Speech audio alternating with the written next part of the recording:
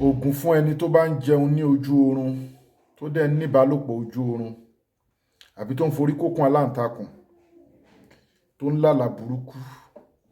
Gbogbo àwọn ogun yìí kì í jẹ́ kíyàn tẹ́gbẹ́ ni. Àbẹ́ni tọ́rìnrìn rìn mọ́lẹ̀ kì í jẹ́ kíyàn tẹ́gbẹ́.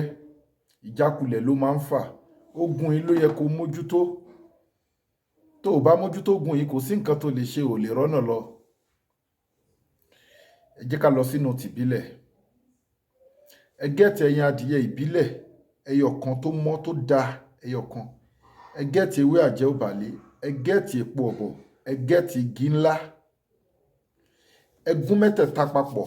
Epo ọ̀bọ̀, ewé àjẹ́ òbàlé àti igi ńlá. Ẹ gún kó kúnná dáadáa. Tó bá ti kúnná, ẹ wá pò pẹ̀lú pẹ̀lú ẹyin adìyẹ ẹyọ kan ìbílẹ̀ yẹn.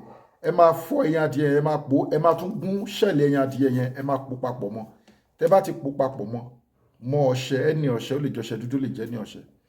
Máa gbìyànjú kó máa fi wẹ̀ bí sínú ilẹ̀ ìtàlá.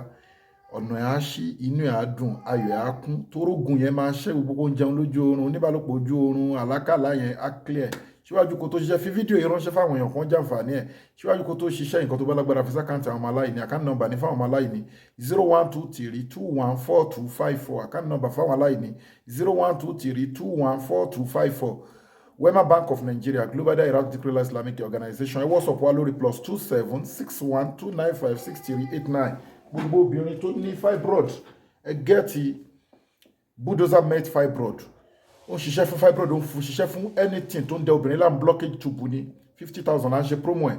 Tọkọtìyàwó tó ń wojú ọlọ́run àbọ́kùnrin tó ní low sperm count, weak erection, quick ejaculation, gbogbo àwọn àrùn tó ń da nǹkan ọmọkùnrin láàmú àtàrùn tó ń dobìnrin láàmú tó yẹ kó conceive, ẹ gẹ́ẹ̀tì transformer 1100 power 25,000 naira ni.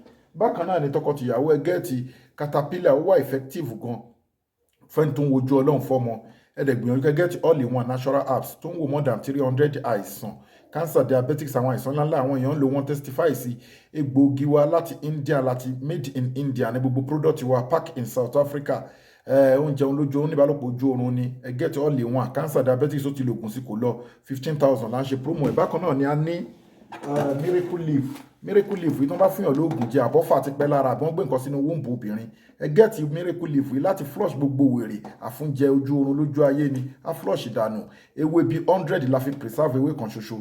Ó lágbára púpọ̀ pẹ̀lú mọ́ ìzẹmzẹm. Ẹ dẹ̀ gẹ́ẹ̀tì memory booster fọmọdé àti fàgbàlagbà. Ọlọ́run á gbàdúrà wa, Ọlọ́run ní dá aláàmú. Ẹ WhatsApp wa lórí +276129563889. Kò síbi tẹ́ ẹ wà àti product wa òde. Má sálàmù ẹ̀ lálẹ́ kọ́ yìí.